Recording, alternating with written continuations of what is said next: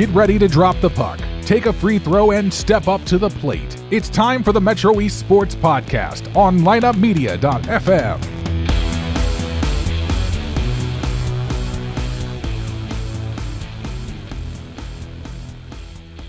Okay, guest number 4 coming up on the day. But first, Keller Williams Marquee. If you are looking to buy or sell a home in the Metro East on the Illinois or Missouri side, please give our partners at Keller Williams Marquee, Jeb and Ginger Blassingame, the chance to serve you.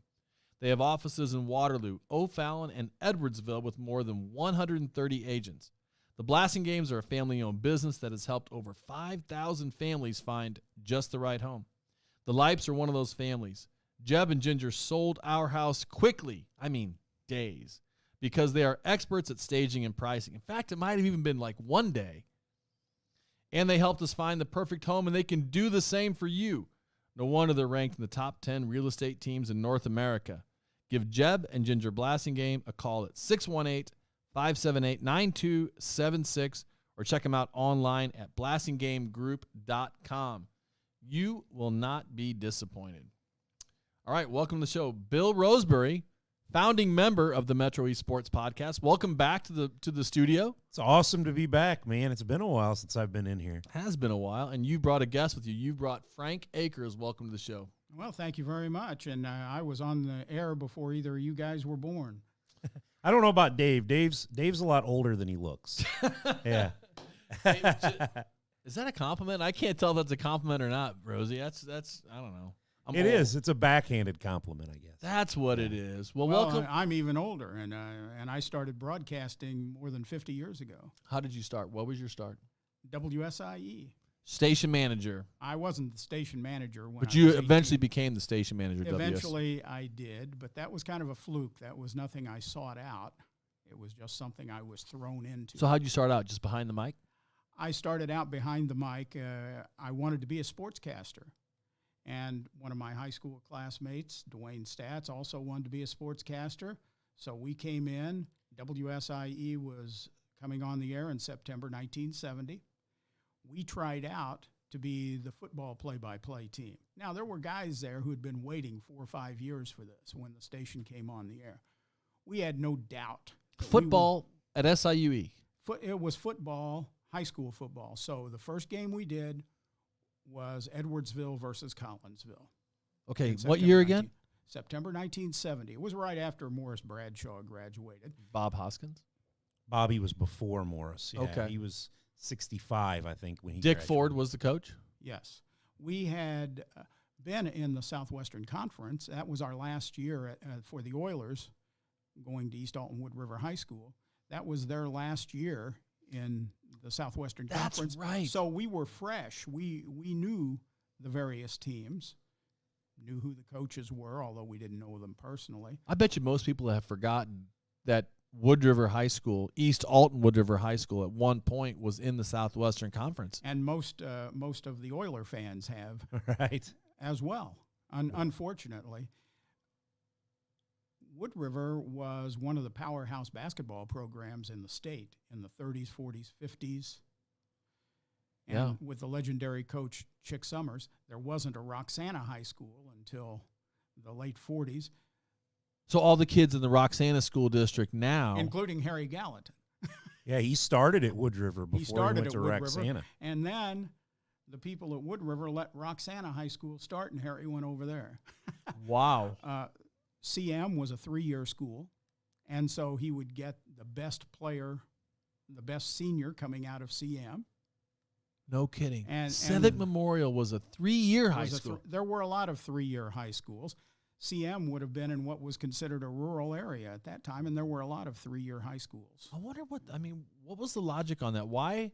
If you're going to have freshmen, sophomores, and juniors, why would you end it right there? I guess that must be. I don't know, but we have all kinds of relatives in that age group who all went to, they were in rural areas. All of them went to 3-year high schools.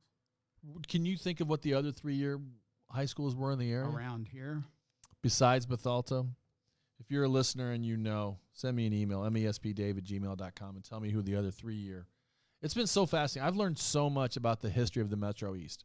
I've learned so much about the history of sports programs and schools and towns. It's been fascinating. I love learning about the Metro East. And I guess the big thing why Wood River was such the big area where everybody went was all the refineries were there. I Absolutely. mean, like my dad worked at Amoco, and there was Shell and there was Amoco, and then what became Clark, which was It was the Wood River refinery, yeah, Wood River Oil, and then it was Sinclair, yeah. and then it was Clark. And so they had all that back down there. So it was a huge area. A lot of people lived around there. So Wood River was kind of the spot where everybody went to back then. We were the smallest school in the Southwestern Conference, but we had 1,350 students. Edwardsville was next with about 1,800, as I recall. Wood River went to the Mississippi Valley Conference and was the biggest school there. And then by the time Wood River and Roxana dropped out of the MVC, the two smallest schools, because all the rest of the areas were growing. Right. Wow. And now there are about 600 students. 600 at East Alton Wood River. Yes. Do you ever see a day when East Alton Wood River and other high schools in the Metro East combine? Is that a pipe dream? It is. At least I've always said it would take one of the districts in a catastrophic financial situation for that to happen. Roxana doesn't need the money. They have so much money they don't know what to do with it. Really? Sorry, Deb K. Yeah. But Kreitz Stryker? yeah, but they do. They have a lot of money. They aren't going to. They just built a brand new student wellness center with all kinds of bells and whistles, Well, and it's I'm beautiful, and glad, I'm happy you know, for Mark they- Briggs. They struggled for a long time to come up with enough money, but good for them. Unlike many of the Oilers, I have many friends over on the Roxana side. So you Wish them well. So that rivalry runs deep. There's some folks that won't socialize with folks from the other side of town because it's Roxana and Wood River. I mean, Right. you're right there next to each other. Well, in fact, we talk about the city of Wood River. The city of Wood River is 1/3 in the East Alton Wood River High School district. okay, so it's mostly East Alton. Is that what you're trying to say? It's 2/3 And- East Alton? And 1/3 of Wood River is in the Roxana School District. East Alton is split that same way. So they call it the Roxana School District, but there are actually several communities that are forming the Roxana. Because my School grandparents District. lived in Wood River. They did, but they were in the Roxana School Right. District.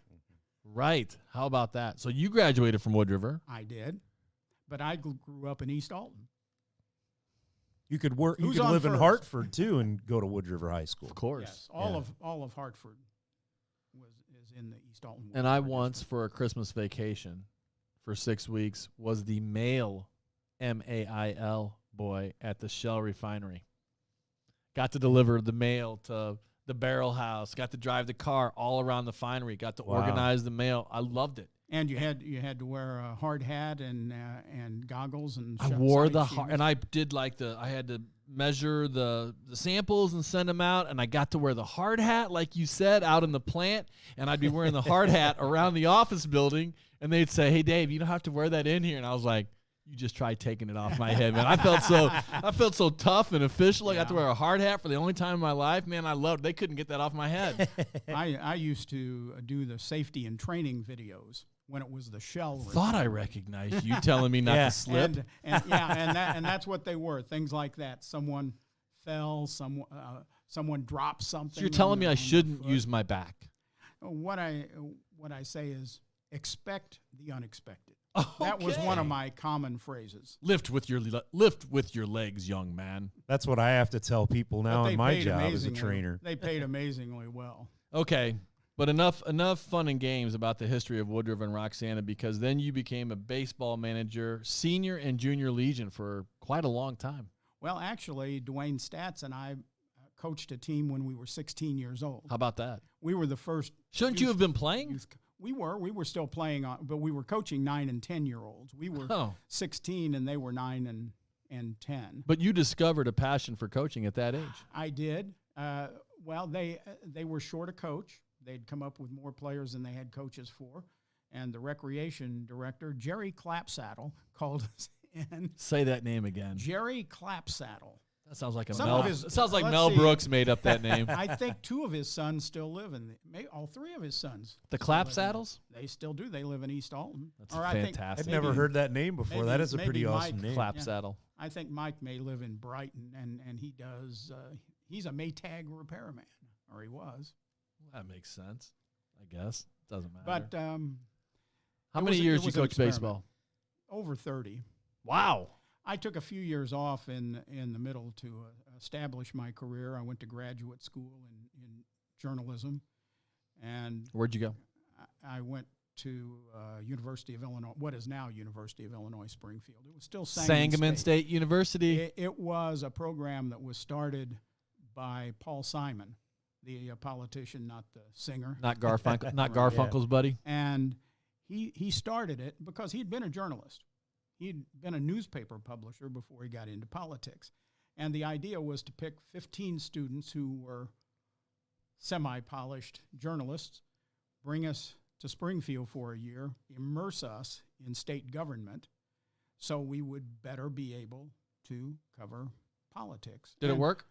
It did for me. And Dana Perino was not in the same program as me. She was 20 years behind me. But the program's still going. They still pick out 15, 18 students a year and train. So there are students. There's been a member of Congress. There are all walks of life. A lot of people in politics, and probably 40% stayed in media. But another big group became political consultants, PR people for politicians. What's harder, covering politics or coaching 10-year-olds? I never had a problem coaching 10-year-olds. In fact, I never had a problem coaching 17 or 18-year-olds.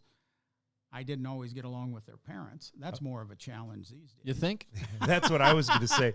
I said I was going to say you're asking I guess I don't need to tell you that. asking the wrong question there, Dave. Somebody said the perfect place to coach is an orphanage, but I can't believe that'd be true. You know what? Honestly, Most of the parents are pretty good. 98, 99. But it only takes one or two Yeah. to really ruin it. Yeah. Ruin a season. Michael Jackson was wrong. One bad apple does spoil the whole. I'm not going to cuss. Anyway, Well, now you got to, the grandparents too. You got to. honestly, the grandparents are great. They just sit there and smile. Most of the time they are. Yeah, because they were probably like that younger, but they're just saying, "Oh, my grandson, my granddaughter, I'm just so proud of them being Yeah. out there. I don't care whether they win or not. I'm just so proud of Like them." I said, 99% of the parents that I've worked with have really been inspiring and great, and helped out the I mean program it. Yeah, a lot. absolutely. We've had unbelievable, because you're not going to have a good program, and I think we built a pretty good program. Yeah, I'd so seen you're that not going to build the that years. without great parents. Right, so. and we started a select team, which Wood River wasn't accustomed to having select teams. We started them with 9 and 10-year-olds, and one of your guests, Adam Tyler. There you go.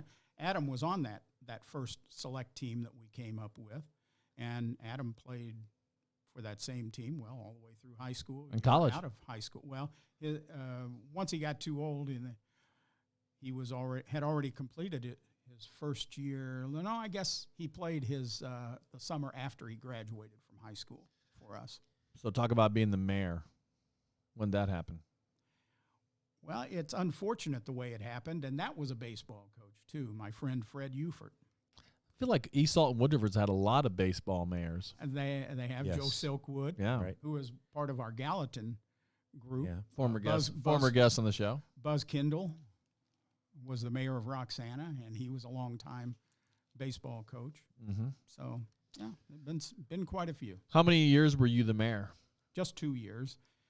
Fred Ufert died suddenly of an aortic aneurysm. Just Died. He just died very, very suddenly. It's sad. And I was not the mayor pro tem. There are only 5 people on the Wood River City Council. So among the 4 of us, one of us had to be able to get 3 votes. And the way it turned out, I was the only one who could get 3 votes. So you weren't dying to be the mayor. I was okay with it, but my wife, people have been trying to get me to be the mayor for 30 years. And I had, because of my wife, and my bosses at SIUE were not pleased with that either, because I had always had jobs where evenings, weekends, holidays that I had to be available. So they weren't enthused, but I was already retired. So they couldn't do anything about it. My wife said, 2 years? Yeah, that's fine. And I was determined that I was only going to spend 2 years, and then somebody else could do it. And how did that work out for you? It worked out great, because when people came in and they tried to strong-arm me, or they tried to say, I'll never vote for you again, I'd just smile at them. I'll never give you money. Well, you haven't given me. I've always funded my own campaigns for city council. So go right ahead. I don't care. If I want to do what you're asking, I'll do it. If I don't think it's in the best interest of the city, I won't. So, it worked out great. All right, we gotta catch up with you on a lot of other more contemporary things. We got to talk about the Gallatin Awards and your trivia night. We got to talk about your new podcast, Rosie. But first, I got to talk about our newest sponsor, Oak Brook Golf Course. Located northeast of Edwardsville, Oak Brook Golf Club is a family-owned 27-hole public golf facility. Their goal is to offer the highest quality golf experience for a reasonable fee, and they do it. Oak Brook is consistently recognized for awards such as Friendliest Staff, Best Course to Host a Fundraiser, and Best Senior Scramble in the bi-state area. From fundraisers to leagues to instruction to an afternoon out on the links by yourself, the Brook wants to win your business. I have personally played and hosted multiple golf scrambles there, and I can attest. Mike Surrey and his staff are the best. To book your tee time or to start organizing your next fundraising scramble, give them a call at 656-5600 or check them out online at oakbrookgc.com. Hey, I got a quick Oak Brook story. Do it. Let's hear it. So Mike Surrey supplied me with one of my greatest moments as a sports writer. It's one of the highlights of my career from when I did it. He is obviously involved in the Gateway PGA. One day I get a call. Nobody else was there covering this, but I got a call. He was playing 18 holes with Ozzie Smith. No kidding. So I had a free day. There's never really a free day when you're working in the newspaper, but I didn't have anything to cover that day. I was trying to catch up on other things, but I thought this stuff can wait. I'm going to go out and hang out with Ozzie. You went and covered it? So I drove around all day with him. And at the end, Mike got me a one-on-one interview with Ozzie Smith. Here I am. I mean, this is one of my heroes. I grew up a huge baseball fan. I'm a huge Cardinals fan. I mean, Willie McGee and Ozzie Smith were my two heroes. How'd it go? Growing up. How was the interview? It was great. He was great. We talked a lot. It was actually in the spring of 2012. So the Cardinals have been coming off of a World Series. It's funny, though. My buddies give me a lot of crap about this. I got Ozzie a little mad at me at the end. So we were talking about it. That could actually happen. I had some experiences with Ozzie. It was fine, but I was talking about Rafael Furcal, shortstop the Cardinals got there at the trade deadline in 2000. Wasn't that when Ozzie refused to play third? No, Ozzie's retired. He was already retired. Ozzie's way retired by now. He's been retired for 15 years at that point. He retired after the 96 season. But so they got Furcal, and Furcal had a cannon for an arm. Now, I'm not trying to put Ozzie down. Ozzie had a good enough arm. He had a good enough arm. He always got him at first. And he had such quick hands and a quick release. But if you had one thing you'd say about Ozzie was, he didn't have the strongest arm in the league. He made up for it with other things. But I just was talking to him, and I was like, I just said something to him about it. I said, how great would it have been to have that cannon that Furcal had, too, on top of everything else. And he just looked at me, and he says, I had a good arm. Yeah, I don't blame him, Bill. And he got mad at me. So my buddies always get on me. They're like, so old Bill over here, he interviewed Ozzie Smith and told him he had a rag arm, the greatest shortstop of all time. He's telling him he sucked. I'm going to side with Ozzie on this one, Bill. I don't think you said the right thing there. But you know what? You've learned. Yeah. You've learned. So, yeah. It was he was a great interview, though. I got a great story out of it. We took a picture out on the golf course. He was a really great guy. I mean, that was the only down point of it, and it was my fault. So. Okay. Well, I covered the Go Crazy folks home run for NBC. Tom Needner. Right. But if we tell that, we won't be able to do the rest of this. Yeah. Everybody's heard about that. That's a good one. What's the rest of this? What do you got there? Well, let's talk about. You ready to talk about trivia? You ready to talk Yeah. about the Gallatin Yeah, let's do that. Awards? Let's talk about that.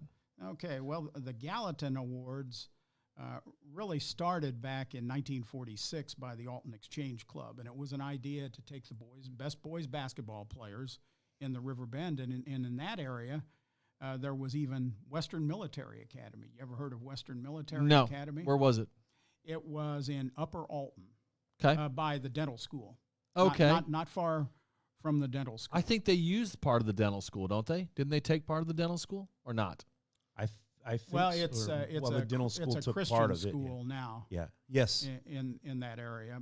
But they had a lot of famous graduates, much older than you. So I Okay. don't know whether I ought to even name them. The guy who flew the Enola Gay and dropped the bomb on Hiroshima, No kidding. Paul Tibbets, went Is to from high school Alton. there. No, he went to high school there at Western Military Academy. They came from all over the place. So it was a residential academy. It was a residential academy. Dang. I'll give you somebody that you'll be familiar with that graduated from Western Military Academy.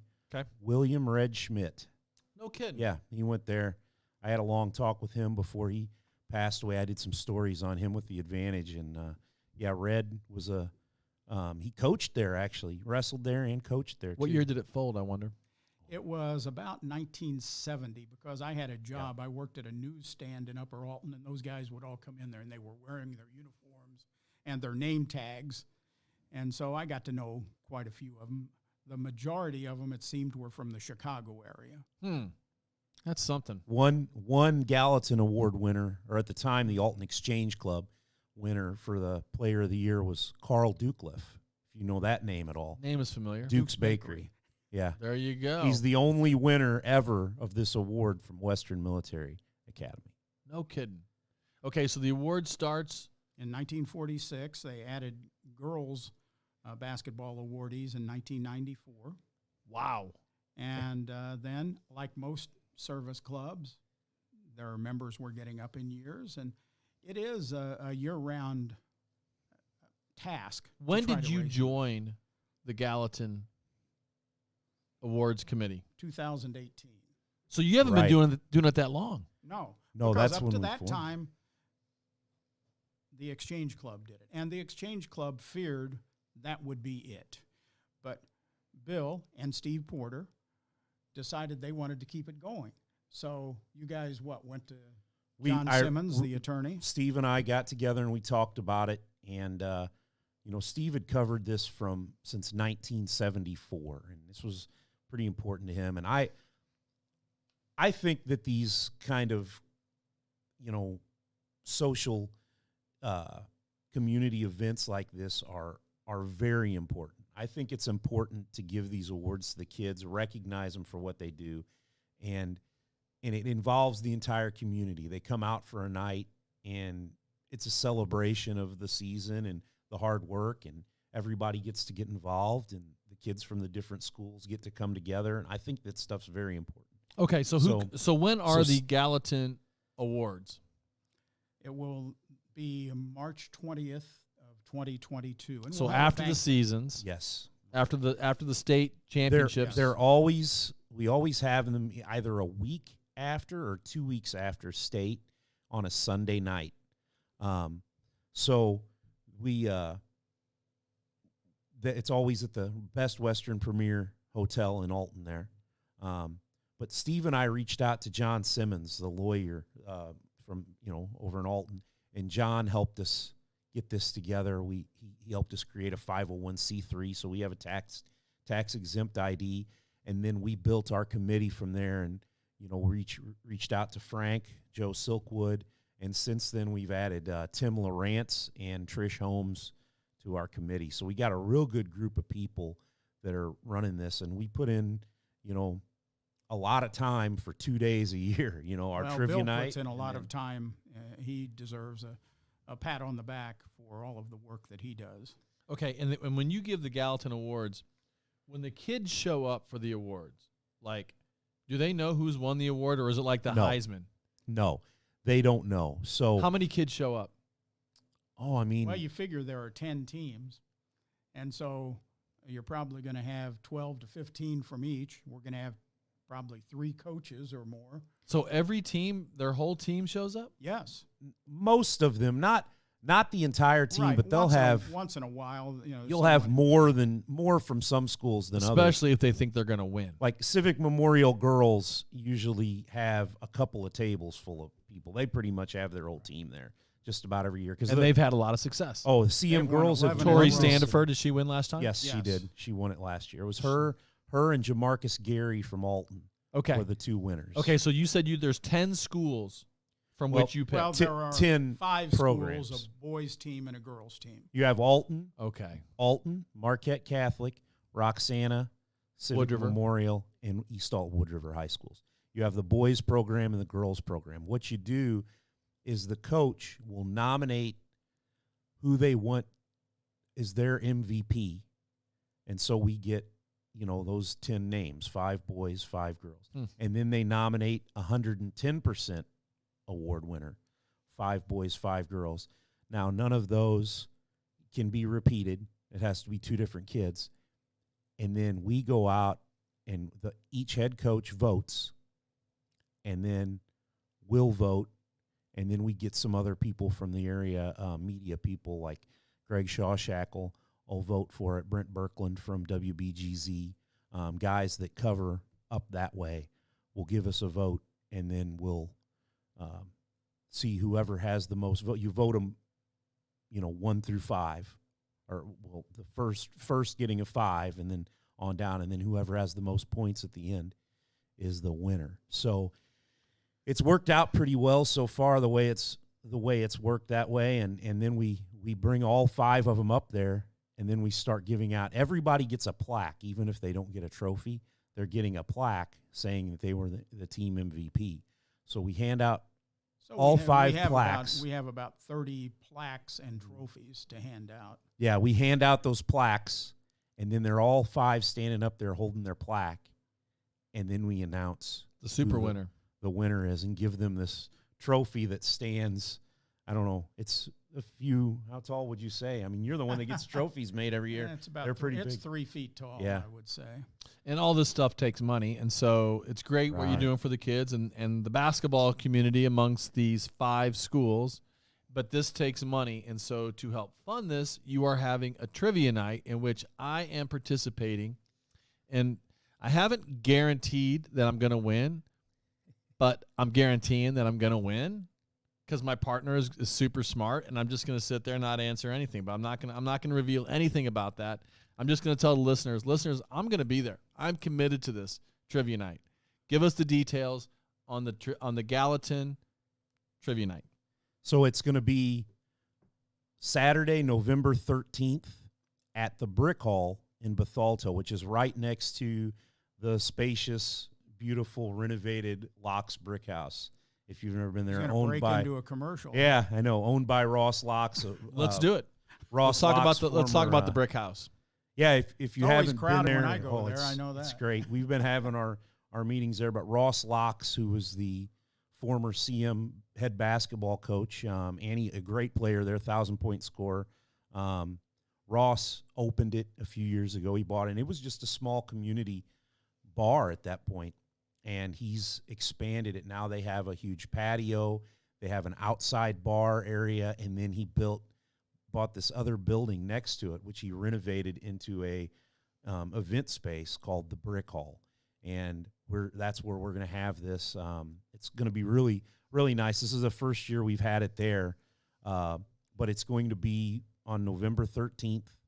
Doors open at 6 p.m., trivia from 7 p.m. to 10 p.m., and it's $100 for teams of 8. That's so cheap. It's cheap. Well, it is cheap, but it's a little bit different in that there are no free drinks. Right, it's cash bar. You may bring your own food, but you have to buy all of your own drinks because, well, Ross has given us the place for free. We want to put a little money back in his. Yeah, he donated. He donated this facility for us. Sounds reasonable, but let me ask you a question. Are the drinks cold there? Yes, they're going to be cold. They're going to be cold drinks, and they're going All to I've be ever good had drinks. is iced tea, but yeah, it's been cold. It's Beer- been iced. Beer's pretty good. I've had Beer's a few good there. I've had okay. a few beers. I was setting you up there, Bill. Okay, and how about the food? Is the food any good? Food's Can I good. Oh, now? the food's great. You said I could bring my own food, but Oh, can you I can buy order. you food? could buy food from next Why door. would I bring yeah. my own food when I could order delicious food from Locke's Brick House? And it Show up is. a little bit It is before delicious. 6 and order Are food. at those Locke's wings Brick good House. there?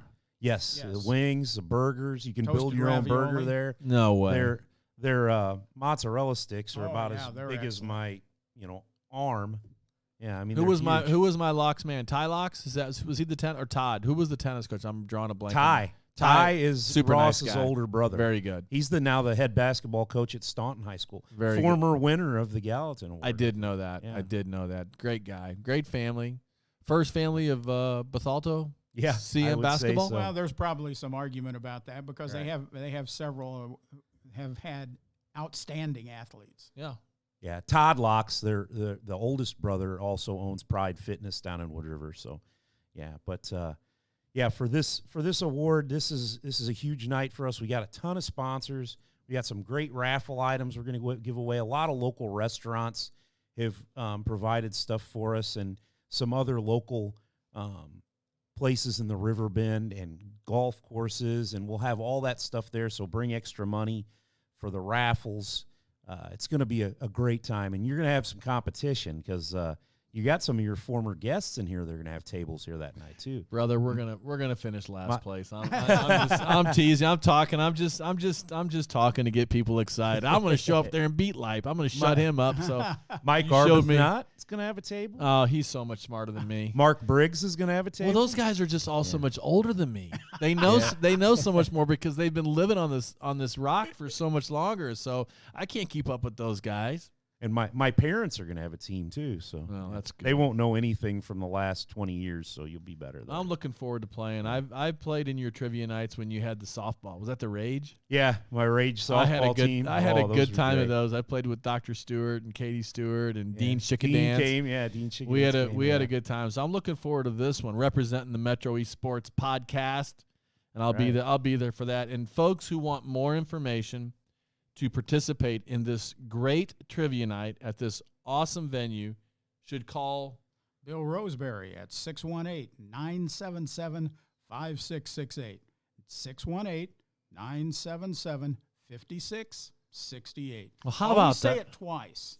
always say it twice. Always say it twice at least, and then say it again at the end. I'd give you one more time right now if you want to.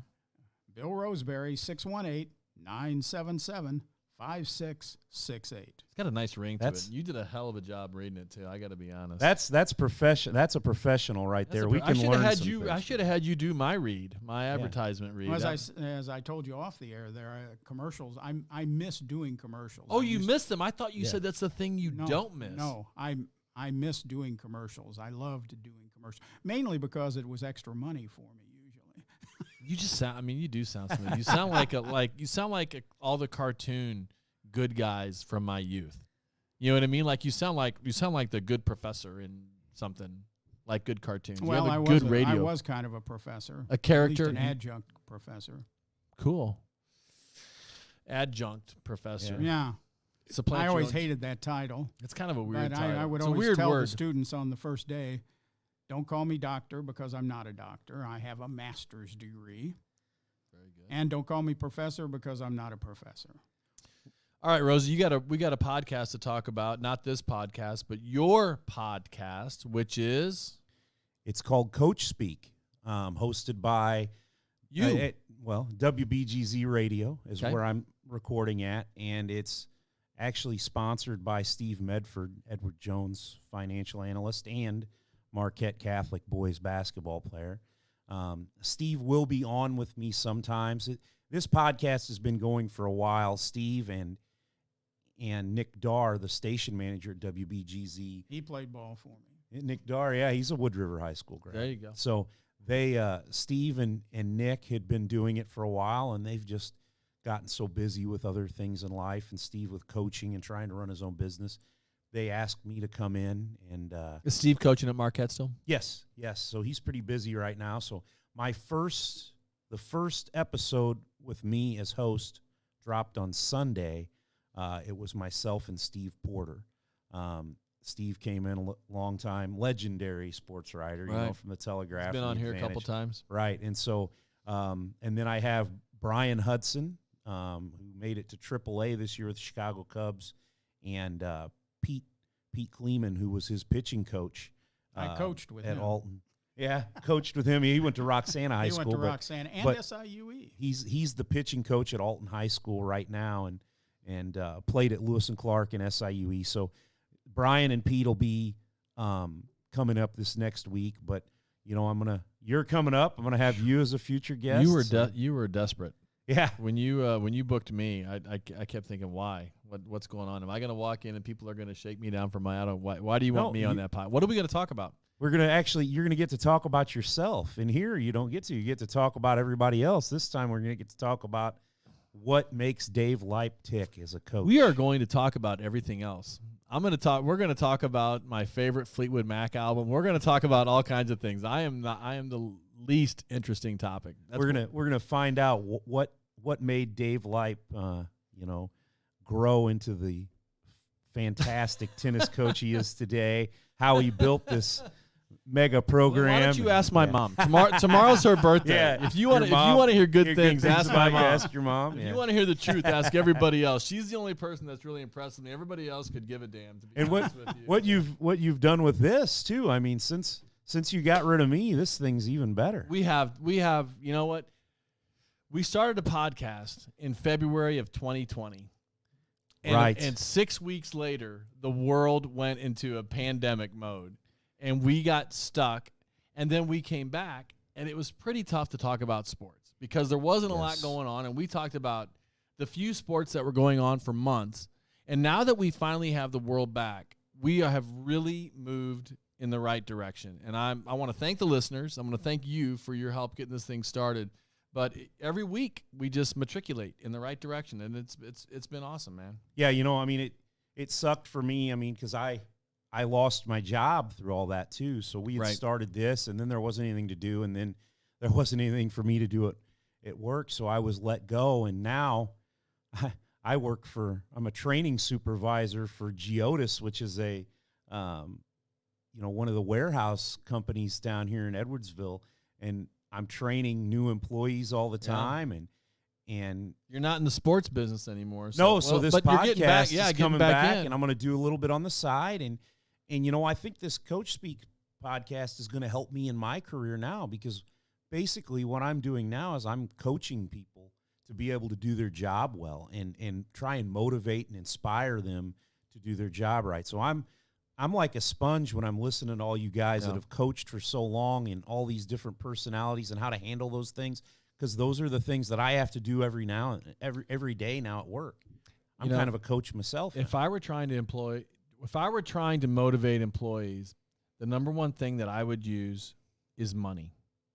Right. I've noticed that people... It doesn't quite work in what you're doing now, does it? I don't offer my kids on my tennis let team them cash. pick their uniforms and stuff like that. But you'll be surprised, Bill, when it comes down to it, it's going to be about attaching yourself to something bigger than yourself, and supporting the person next to you, and people will go a long way for those types of intrinsic motivators, shall we say. That's what I'm shooting for. So to learn to do some of that stuff, which I think I can kind of connect to people pretty well already. So that's why they put me in this position, because they saw, all those years as a sports writer and learning to build relationships is helping me now. And you were great as a sports writer. I remember supposedly you called a coach one time who refused to speak because he was in a treehouse or something like that. That's all.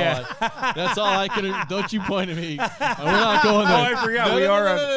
That'll be our little secret back then. But I said let's just talk tomorrow. I'm up in the treehouse right now. I'm kind of busy. We'll do it tomorrow. And it worked out okay.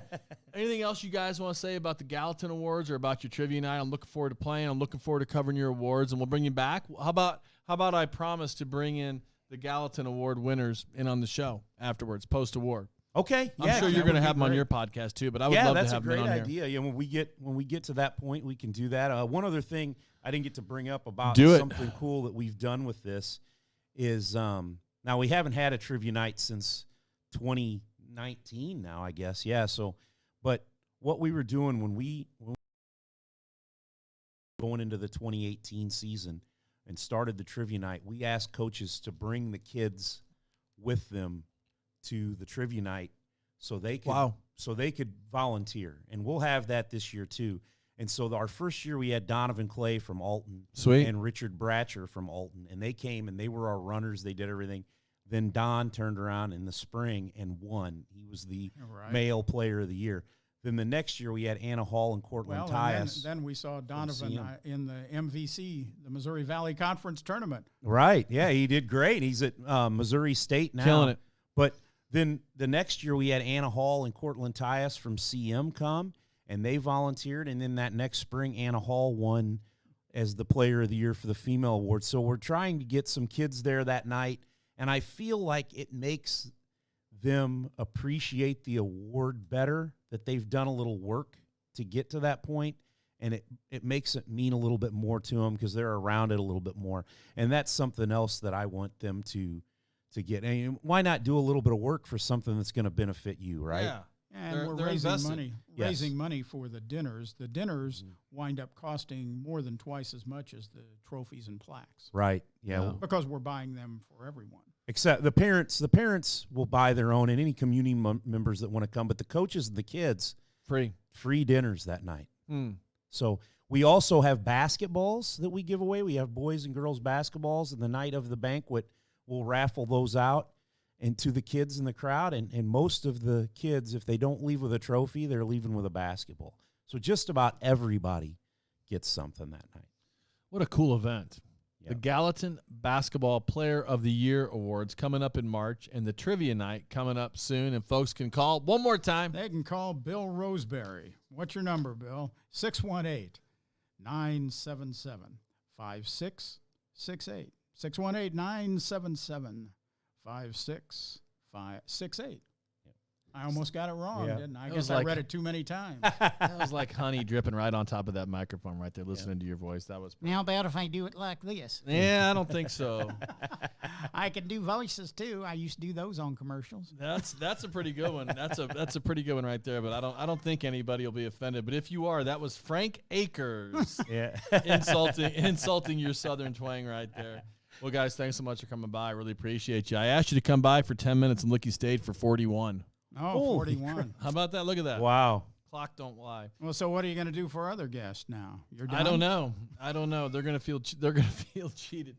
All right, guys. As always, the guests make the show. I got to thank Matt Hackman. I got to thank Matt Hackman of O'Fallon Township High School. I got to thank Makia Keith of SIUE Women's Basketball. You guys know her? I know Matt Hackman. I don't know Makia. Matt Hackman's awesome. And yeah, Sean Doss Jr., also of SIUE, transfer from Pine Bluff, Arkansas. He's a big deal. Wow. Got to thank those two hoopers for coming by here. You're going to love to watch them play. I got to thank Paul Nicolucci, bodybuilder, for coming by here and bringing his Spartan helmet and his medal from his recent championship. And I got to thank Rosie, Bill Roseberry, and Frank Akers. And for partners, Callaway Home Loans, Cassens, Chrysler, Dodge, Jeep, and Ram, Keller Williams Marquee, Jeb and Ginger Blasting Game, Integrity Spine and Joint Center, Oak Brook Golf Course, and Front Office Fiduciary Network. Our producer is Brian Kroc and Everett Hicks, and our intern at Zoogie J. Thank you for listening to the Metro East Sports Podcast, talking all things sports in the Metro East.